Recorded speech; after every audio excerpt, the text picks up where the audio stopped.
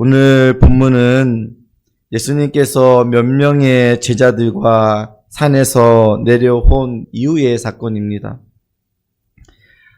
이제 내려오니까 산 아래에서 사람들이 웅성웅성하기 시작을 합니다. 무슨 일이 벌어진 것처럼 보여집니다. 이 일은 남은 제자들이 서기관들과 막 변론을 하고 있는 것입니다. 그러니까 어떻게 보면 이제 막 엎치락뒤치락 하면서 이제 말다툼 형식의 이야기들이 아마 나온 것 같습니다.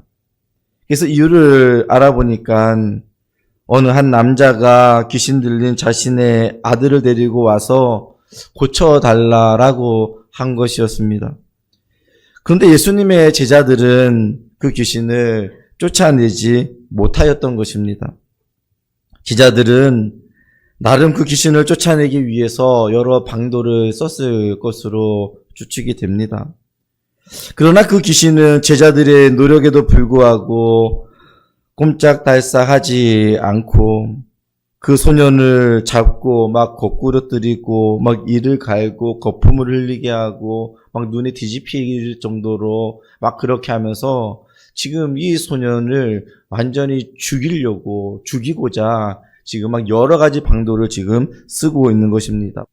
이런 상황의 이야기를 들으신 예수님은 믿음이 없는 세대여, 내가 너희에게 가르쳤는데 얼마나도 내가 너희를 참아야 되냐라고 그렇게 예수님께서는 그들을 혼내시고 나서 그를 데리고 오라고 합니다. 그리고 말 못하게 하고 못 듣게 하는 귀신에게 명령합니다. 그때 그 귀신은 제자들의 노력에 아무런 반응을 하지 않았던, 더더욱 자기의 기세가 등등하여 제자들이 막 쫓아내려고 할 때 더 발악을 하면서 막 거품을 흘리고 그리고 막 또 거꾸러뜨림을 당하게 하고 막 더더욱 미친 강의 모습들로 해서 니네가 한번 해보라면 해보라던 듯이 하면서 더 막 광란을 펼쳤던 이 소년이 예수님의 그 명령 앞에 심한 경련을 일으키면서 그 아이에게서 나간 것이었습니다. 예수님의 제자들은 많이 당황했을 것입니다.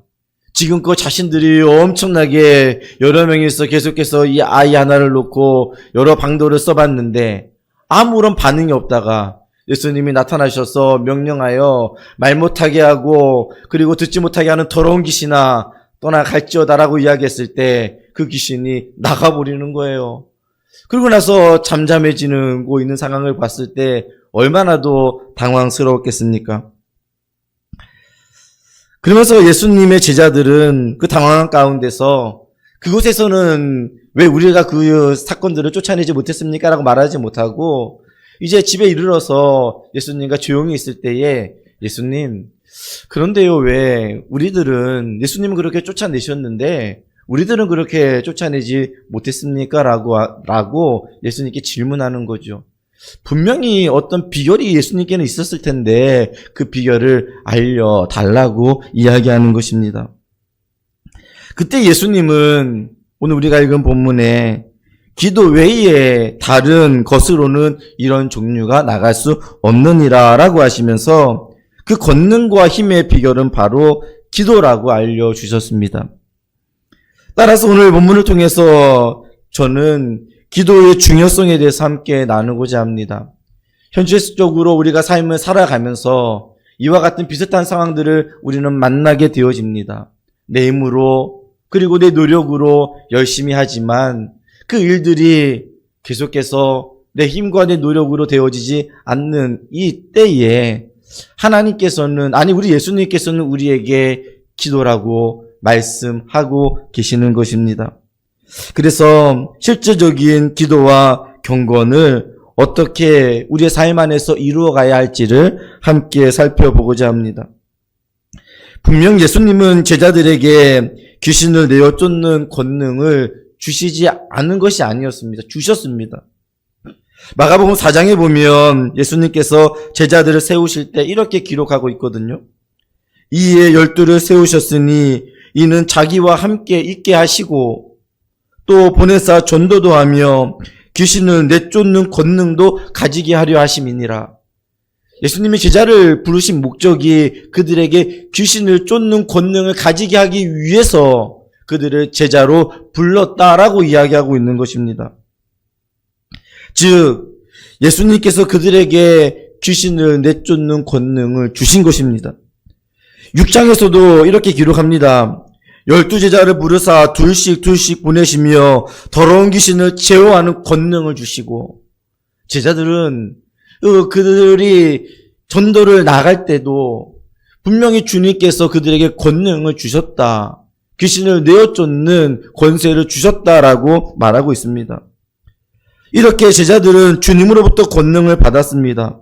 그러므로 제자들은 그 권능을 그 귀신 앞에서 행하며 귀신을 내어 쫓아야 했지만, 그들은 그 귀신 앞에서 아무런 능력 그리고 아무런 행위들을 하지 못하였던 것입니다. 하면 할수록 더더욱 악한 상황이 그들 앞에 펼쳐졌던 것입니다. 그 이유는 다름이 아니라 주님으로부터 권능을 받지 않아서가 아니라 그들이 깨어 기도하지 못하였기 때문에 그 권능이 아무런 힘을 발휘하지 못한 것입니다. 즉 칼은 들고 있는데 그 칼로 무엇을 썰려고 하는데 결국은 칼은 들었지만 그 칼에 날카로운 날이 서지 않는 것입니다. 그래서 아무리 베려고 하고 찌르려고 하지만 거기에 아무런 능력이 나타나지 않는 꼴과 같은 것입니다. 주님은 반복하여 그들에게 기도를 가르쳤습니다. 그러나 그들은 깨어 기도하지 못했던 것입니다. 이유는 사람들과 변론도 해야 했을 것이고 또 그들 나름대로 각자 핑계들이 있었을 것입니다. 그리고 더 정확하게 말하면 이 모든 과정들은 그 결과는 결국 주님의 말씀, 그 주님의 권능들을 이 제자들이 신뢰하지 못한 것이기 때문에 그렇습니다. 분명히 예수님은 기도의 삶을 보여주셨고 기도의 능력을 알려주었음에도 불구하고 그들은 하나님 말씀 앞에서 엎드리는 기도의 삶을 살아가지 못했던 것입니다. 그럼 우리 주님은 어떻게 기도해야 하는지를 먼저 한번 우리 주님께서 어떻게 기도하셨는지를 먼저 보고자 합니다. 먼저 마가는 기록하기를 1장에서 예수님의 기도의 모습을 설명합니다.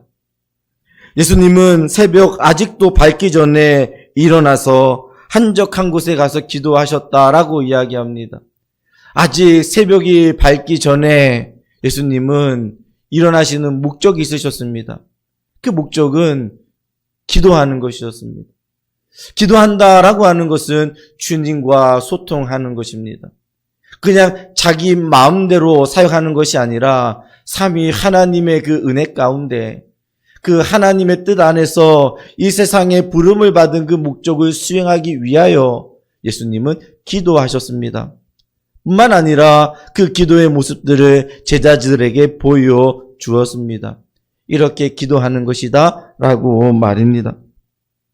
누가복음 6장에 보면 예수님께서 기도하시러 산에 가사 밤이 새도록 하나님께 기도하셨다라고 이야기하고 있습니다.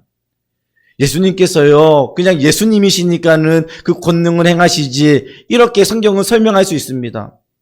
그런데 이렇게 설명하는 그 전제의 조건을 계속해서 성경은 우리에게 이야기하고 있는데, 예수님은 밤이 새도록 하나님께 기도하고 있었다라고 성경은 이야기해 주고 있는 것입니다.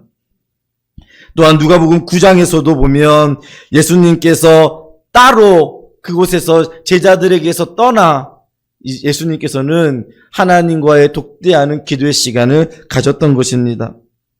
10장에서도 예수님의 감사 기도가 기록되어져 있고요. 누가복음 11장에서도 예수님은 제자들에게 기도를 가르쳤습니다. 그 기도가 바로 주기도문이죠. 하늘에 계신 우리 아버지요 라고 이야기하는 것입니다. 더 좀 짧게 이야기하면 아버지요 라고 하나님의 이름을 부르며 나의 아버지께 고백하면서 기도하는 것을 요청하였던 것입니다. 뿐만 아니라 예수님은 십자가에 못 박히시기 전에 겟세마네 동산에서 땀방울이 핏방울이 될 정도로 예수님은 기도하셨습니다. 그때 제자들은 깨어있지 못하고 자고 있었죠. 그때 예수님께서는 먼저 내가 기도하러 가는데 너희가 여기서 깨어 있어라 라고 그렇게 했습니다. 이 깨어 있어라 라고 하는 의미는 너희는 여기서 기도하라 라고 이야기하는 거죠. 근데 예수님께서 기도하시고 오러보니까는 제자들이 자고 있는 거예요. 예수님께서 말씀하시는 거죠. 내가 너희에게 깨어 있으라라고 했는데 어떻게 1시간도 깨어 기도할 수 없느냐라고 예수님은 제자들에게 책망하시는 모습을 우리는 볼 수 있습니다. 예수님께서 그렇게 말씀하셨던 이유 중에 하나가 너희가 이렇게 깨어 있지 않으면 시험에 들 수밖에 없다라고 이야기하는 것입니다. 그럼 왜 기도가 중요한 것일까요? 그것은 바로 이 기도는 믿음과 연결되어져 있기 때문에 그렇습니다. 예수님이 단순하게 권능을 입고자 하나님 앞에 기도한 것이 아니라 이 기도는 믿음과 연결되어져 있는 것입니다. 예수 그리스도께서 아버지와의 아들과의 신뢰적 관계 안에서 기도하고 있다라고 하는 것은 무엇인가요? 내가 아버지, 나를 보내신 그 아버지께 관계 가운데 내가 아버지를 신뢰한다라고 하는 것입니다. 여러분들, 자녀가 나의 부모와의 관계 속에서 그 이야기를 듣는 것, 그리고 내 고백을 드리는 것, 그것은요, 관계입니다. 관계예요. 우리는 이방 종교에서처럼 열심히 막 기도해서 내 영적 권능을 세워 나아가는 것, 그것이 아니라 하나님 앞에서 우리는 그 권능을 세워 나아가는 모든 부분들에 있어서 핵심은 나의 아버지와의 관계입니다. 관계. 근데 그 관계가 끊어졌는데 그 관계가 끊어진 상황 가운데서 나아가서 귀신을 쫓아낸들 그 귀신이 어떻게 나가겠습니까? 그 귀신이 웃는 거죠. 너가 도대체 무엇이길래 나에게 와서 이런 소리를 하냐라고 따져 물을 것입니다. 아무런 능력과 아무런 힘이 거기에서 없는 거죠. 기도는 하나님 아버지의 관계 속에 주 예수 그리스도의 이름으로 고백하는 것 아닙니까? 아버지의 권능으로 나아가는 것이지 내 권능으로 나아가는 것이 아닙니다. 내 권능을 가지고 나아가면 다 10중 8구 아니 전부 다 우리는 실패할 수밖에 없을 것입니다. 웨스트민스터 신앙고백서에 따르면 택함을 받은 자들이 그들의 영혼 구원에 이르도록 믿게 해주는 믿음의 은혜는 그들의 마음속에 계시는 그리스도의 영의 역사라고 이야기하고 있습니다. 그런데 이것은 보통 말씀의 사역에 의해서 우리의 믿음이 강화되어지는 것입니다. 제가 여러분들에게 말씀을 선포할 때 우리의 믿음이 강화되어져 가는 것입니다. 뿐만 아니라 그것이 우리에게 있어서의 믿음이 증가되어지는 것입니다. 이건 역시요, 말씀의 사역과 성례를 통해서 나타나는 것입니다. 그러면서 이 웨스트민스터 신앙고백서에 하나를 더 붙이게 되어지는데 뭐라고 이야기하고 있냐면 그것의 증가와 강화는 역시 말씀의 사역과 성례와 기도를 통해 이루어진다라고 했습니다. 즉 내가 믿음이 충만해지는 것, 내가 주님의 이름으로 정말로 그 사단 앞에 내가 설 수 있고 담대히 나아가는 것, 그것은 바로 기도를 통해서 이루어진다라고 이야기하는 것입니다. 분명히 예수 그리스도께서 우리에게 믿음을 주셨는데 그 믿음이 내 안에서 어떻게 되는 거죠? 강화되어지지 않는 거예요. 분명히 칼은 주었는데 그 칼이 날카롭게 세워지지 않는 거예요. 기도를 통해서 날카롭게 세워야 되는데 날카롭게 세워지지 않으니 사단 앞에 벌벌 떨고 그리고 무찌를 해서 이기려고 하고 승리하려고 하지만 결국은 승리하지 못하게 되어지는 것입니다. 즉 기도가 없이는 말씀의 역사가 우리 안에 나타나지 않는 것입니다. 그것이 강화되어지지 않는 것입니다. 그럼 기도하지 못하는 이유는 무엇일까요? 그것은 바로 기도가 중요하지 않다고 생각하는 것입니다. 기도는 내일 해도 된다고 생각하기 때문에 그렇습니다. 기도가 내 삶을 움직인다고 생각하지 않기 때문에 그렇습니다. 어떤 분들은 기도하는 사람들을 보면 한량이라고 생각하는 경우들도 있습니다. 왜 저분은 왜 기도하러 기도원에 가시지? 지금 시대가 어느 때인데. 저분은 지금 할 일이 얼마나 많은데 금식하며 하나님 앞에 부르짖고 기도하지? 너무 답답한 거 아닌가? 저분은 지금 이 저녁 시간에 지금 피곤해서 애들 돌보고 해야 되는데 왜 기도하지? 라는 생각들을 하게 됩니다. 그러나 기도는 그렇지 않습니다. 물론 자기의 삶 가운데 모든 것을 다 내팽겨치고 기도하는 그것은 좀 정리를 해야 될 필요가 있겠지만, 하나님 앞에서 내가 시간을 내어 기도하는 것은요, 시간이 남아서 하는 것이 아닙니다. 기도하는 이유는 무엇이죠? 살려고 하는 것입니다. 기도하는 이유는 무엇이죠? 죽지 않기 위해서 하는 것입니다. 기도는 시간이 나서 하는 것이 아니라 시간이 없어도 해야 하는 것이 바로 기도입니다. 오늘 신자들은 전투하는 교회라고 하는 이름이 붙어져 있는 사람들입니다. 그런데 실제적으로 기도하지 않는 자에게 전투하는 교회라고 하는 이름을 붙일 수 있을까요? 왜요? 분명히 말씀을 내게 주었는데 그 말씀이 내 안에 강화되어지지 않는 그 상태에서 어떻게 적군과 싸울 수 있겠습니까? 절대로 적군과 싸워서 이길 수 없습니다. 조그만 어려운 일들이 만나면요, 그냥 대번에 그냥 넘어져 버립니다. 아주 자그마한 일들이요, 내 안에서 걸림이 되어지고 시험거리가 되어져 버립니다. 사랑하는 우리 성도님들은 기도의 삶을 어떻게 살아가고 계신지 모르겠습니다. 기도는 영혼의 호흡이라고 하는 말을 여러분들 많이 들어보셨죠? 만약 내 삶 속에 기도가 없다면 우리의 영혼의 호흡은 거의 지금 딸깍딸깍하고 있는 정도일 것입니다. 이 진단은 목회자라면 다 동의하는 내용일 것입니다. 만약 의사에게 자신의 상태를 이야기하고 있는데 제가 지금 숨을 못 쉬고 있어요. 밤에요. 너무나도 답답해서 밤에 잠을 자며 정말 그냥 숨이 넘어갈 정도로 제가 숨이 잘 쉬어지지 않아요. 엄청난 지금 의사에게 있어서 어떤 거죠? 진단을 잘 내려야 합니다. 숨을 쉴 수 있게 해줘야 합니다. 숨이 막혀서 죽는 사람을 한번 상상해 보십시오. 호흡이 점점 끊어지면서 죽어가는 모습이 얼마나도 안타깝고 끔찍합니까? 그런데도 우리는 그런 상황들을요, 스스로 만들어가고 있는 모습은 아닌지 모르겠습니다. 그래서 기도를 시작하는 당신에게라고 하는 소책자가 있는데요. 그 책에서 이런 말을 하고 있더라고요. 이런 상황을 스스로 만드는 것은 영적인 자살을 하고 있는 행위와 같다라고 하는 것입니다. 영적으로 지금 혹시 나는 지금 자살의 모습으로 삶을 살아가고 있는 것은 아닌가? 지금 이대로 그대로 가다 보면 영적인 자살골로 그렇게 나아가는 거죠. 왜요? 기도하지 않는데 숨이 계속해서 쪼여오다가 결국은 무엇입니까? 결국은 시험에 걸려 영적으로 완전히 피폐되어져 버리는 상태에 이르게 되어지는 것입니다. 그때는요, 누가 권면을 해주고 그때 가서 샬라샬라 하면서 기도해주고 해도 아예 그냥 영이 완전히 그냥 죽었는지 도저히 살아나지 어려운 상태의 사람들을 볼 때가 얼마나도 많은지 모릅니다. 저는 기도는요, 영적인 감각을 훈련하는 것이라고 생각을 합니다. 이것은 내가 그냥 기도해야지라고 해서 기도할 수 있는 자체가 되지 않습니다. 여러분도 한번 생각해 보세요. 내가 오늘부터 1시간씩 기도해야지. 절대로 기도할 수 없습니다. 저는 압니다. 물론 버티는 삶으로 예를 들면 5일 정도, 10일 정도는 할 수 있어요. 그러나 더 이상은 하지 못합니다. 2시간 기도하라 그러면 못합니다. 못해요. 교육자들도 마찬가지입니다.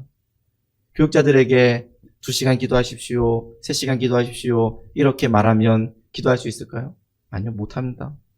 그것은요, 내가 하나님과 나와의 영적인 감각이 훈련되어져야 됩니다. 그래서 주님과 계속해서 이 훈련의 과정들을 통해서 감각이 살아나야 합니다. 여러분들 보통 그러죠. 축구 선수들 하면 요즘에 초등학교 2학년 축구 보내면 뭐라고 하는지 아십니까? 늦었어 그럽니다. 왜 늦었다고 합니까? 그 감각이 3살, 4살 때부터 했던 그 감각을 따라오지 못한다라고 하는 것입니다.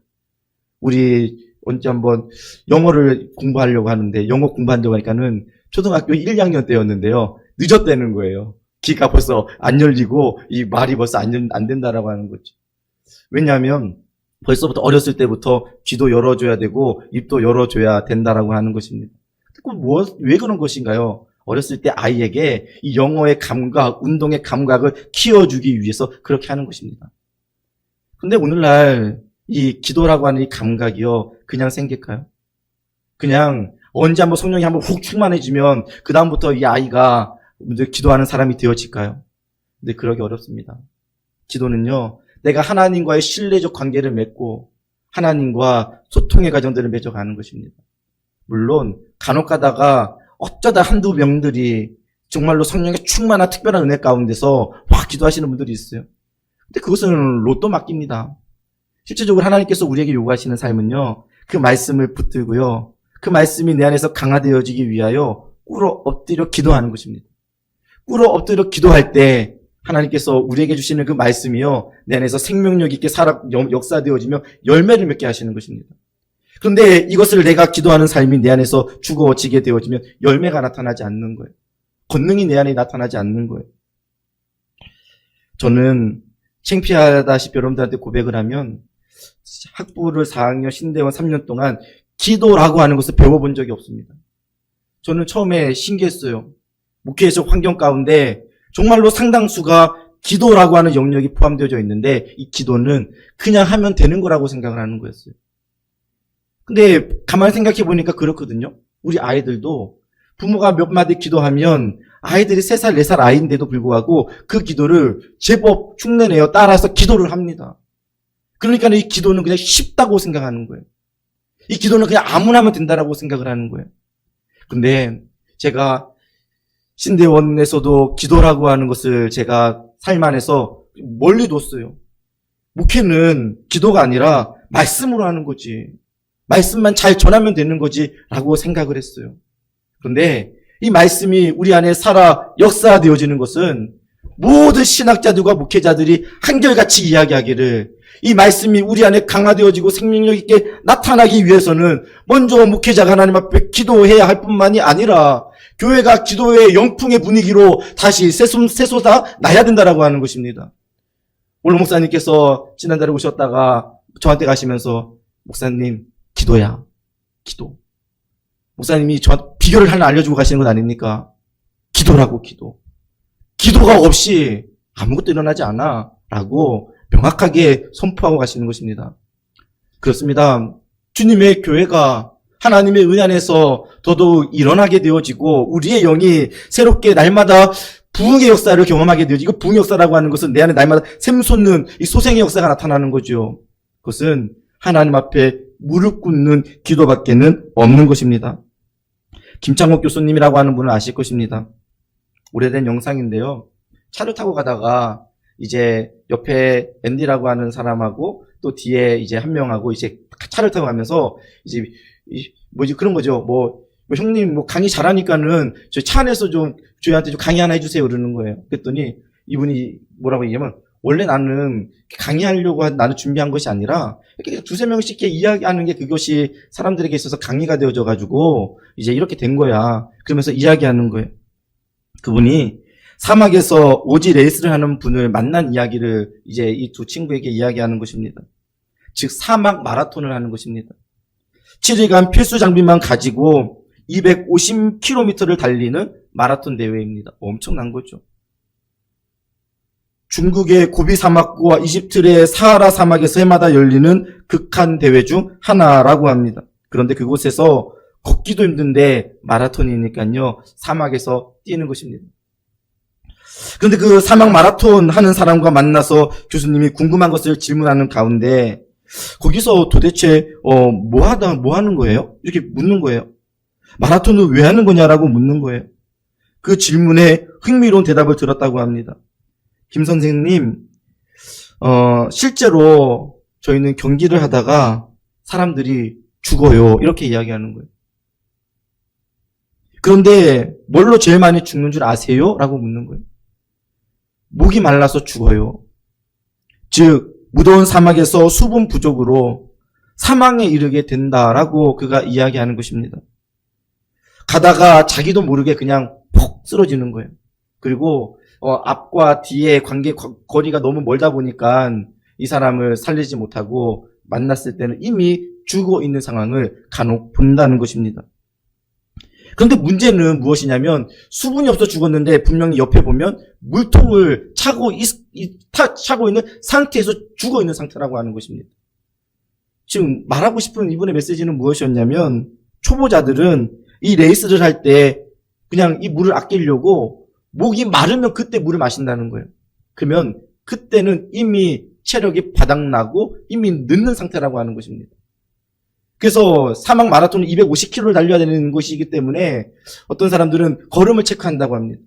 그래서 예를 들면 500, 1000 이렇게 하다가 한 번씩 마시거나 아니면 시간을 지어놓고 예를 들면 시간을 지어놓고 20분, 30분마다 한 번씩 물을 계속해서 수분을 보충해 줘야지만이 그 마라톤을 이어갈 수 있는 것입니다.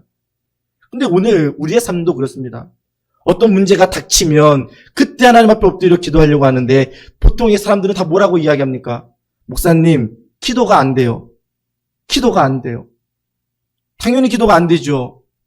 지금 기도를 하지 않다가 어려운 순간을 만났는데 어떻게 기도가 됩니까? 기도 안 됩니다. 그랬을 때 우리의 삶 안에서 늘 하나님 앞에 기도하는 그 영성이 내 안에 살아있을 때 힘든 일, 어려운 일, 중압감들을 만날 때에 우리는 그 일들을 헤쳐나아갈 수 있는 것입니다. 그래서 제가 여러분들한테 하나 제안드리고 싶은 것은 그것입니다. 여러분들 실제적으로 하루에 1시간씩 내어 기도하는 것 어려울 수 있지요. 처음부터 그렇게 하기 어렵습니다. 30분 내어 기도하는 것, 여러분들 골방에서 앉아서 영상 설교 제가 새벽 예배 올리고 듣고 이제 찬양 틀어놓고 여러분들 그거 쉽지 않습니다. 여러분들한테 수시 기도라고 하는 것을 여러분들한테 제안을 드립니다. 수시 기도는요, 수시로 하는 거예요. 그냥 아무 때나 하는 거예요. 그냥 운동을 어떻게 한다라고 이야기하죠? 그냥 아무 때나 하잖아요. 아무 때나 예를 들면 가만히 있다가 이렇게 가만히 이렇게 수시로 하면 건강해진다라고 이야기합니다. 저도 요즘에 새해에는 살 뺄 거다요. 근데 제가 요즘에 계단을 저희 집이 9층인데 계단으로 올라갑니다. 이유는 그냥 특별하게 시간을 내어 운동하는 것도 중요하겠지만은 수시로 그냥 시간이 날 때 또 올라갈 때 그냥 그렇게 하는 거죠. 설거지할 때 그때 기도하면 됩니다. 하나님 우리의 자녀를 축복하시고 복을 주시고 주님 우리 고향 은혜교회 하나님 은혜를 더해달라고 수시로 기도하면 됩니다. 차를 타고 가잖아요. 차를 타고 가면 우리 장로님은 말씀을 들으신다고 하는데 말씀을 다 듣고 나서는 마치 하나님 앞에 기도해야 됩니다. 그리고 말씀을 듣기 전에도 하나님 앞에 이 말씀을 깨닫고 은혜가 되어지도록 기도해야 됩니다. 그래서 수시로 기도하는 거예요. 길을 가다가도요, 그냥 무의미하게 다른 생각을 하다가 걸어가는 것도 중요하겠지만 그런 것도 여러분들 하시되 더 중요한 것은 걸어가다가도 기도하는 것입니다. 그렇게 수시로 기도하면 내 안에 영적 감각이 살아나게 되어지고 기도의 근육이 붙게 되어집니다. 그러면 주님 앞에서 또 따로 시간을 떼어 기도하고 싶은 마음이 내 안에 생기는 것입니다. 저한테 교수님이 이제 신대원 THM 과정, 신학 석사 과정에서 기도라고 하는 수업이 있는데, 이 기도라고 하는 수업은 내가 쉽게 가자. 예, 지금 교회 사역하면서 좀 어려운 과목도 들어서 고생하지 말고 기도 과목 듣고 좀 쉽게 가자. 기도 너무 쉽잖아요. 근데 딱 가가지고 교수님이 이인호 목사님 기도를 얼마나 하세요? 그렇게 이야기하는 거예요. 그래서 제가 새벽 예배하고 그리고 나머지 시간들은 좀 진짜 못합니다. 그랬더니 이유가 뭐냐는 거예요. 그래서 막 바쁜 제 이야기 사역들을 제가 꼬집어냈어요. 그랬더니 저한테 명확하게 꼬집어 주는 거예요. 목사님은 영적 그리스도인이 아니라 육적 그리스도인 같습니다. 이렇게 이야기하는 거예요. 뭐라고 이야기하는 거예요? 목회자한테 육적 그리스도인이다라고 이야기하는 거예요. 그때 제 머릿속에 카메라를 뭐가 하나를 딱 맞은 느낌이었어요. 내가 하나님 앞에 기도하고 설교를 하고 성도님들을 대하는데 그냥 내 힘으로 했구나. 하나님으로부터 힘을 공급받은 것을 성도님들과 나누는 것이 아니라 내 힘으로 하고 있구나라고 하는 생각이 내 안에 너무나도 뼈저리게 들었습니다. 그래서 하나님 앞에 회개하는 마음으로 기도하는 시간들을 떼었습니다. 아내랑 이야기하고 여보 저녁에 나 1시간씩은 가서 기도했으면 좋겠다. 아내가 흔쾌히 이해해주고 아이들을 봐준다라고 해서 기도하는 시간을 가졌는데 그때의 제 사역이 많이 힘들었을 때였습니다. 힘들었다고 하는 것은 마음적으로 바빴을 때였습니다. 여러분들 한번 제가 그런 이야기를 한번 했던 적이 있는데 월요일날, 토요일날 밤새고 주일날 밤새고 밤을 좀 일을 몰아놓고 하는 성격이기도 하고 닥치면은 영감이 안 떠올라서 좀 이렇게 좀 밤을 새는 습성이 있는데 한 이틀 정도 밤을 새고 나가지고 학교 가면 완전히 그냥 머리가 몽한 느낌이 드는데 아침 9시에 학교 출발하면 9시에 출발하잖아요. 그러면 간혹 가다가는 이 읽어야 되는 분량이 있는데 읽지 못하면은 가면서 아내한테 전화를 하는 거예요. 여보, 거기 몇 페이지 있는데 거기서부터 읽어줘. 그러면은 아내가 읽어주는 거 가지고서 하는 거예요. 그리고 나가지고 저녁 시간도 다 레포트 써야 되고 이렇게 막 쫓겨가지고 수업이 다 끝나면은 9시예요. 그리고 저녁에 그 편의점을 딱 처음에 그 휴게소를 딱 들을 때는 어떤 마음으로 들리냐면, 하나님, 이 라면이 제 인생의 마지막 라면이 되지 않게 해주세요. 도저히 너무 졸려가지고 집에 올 자신이 없는 거예요.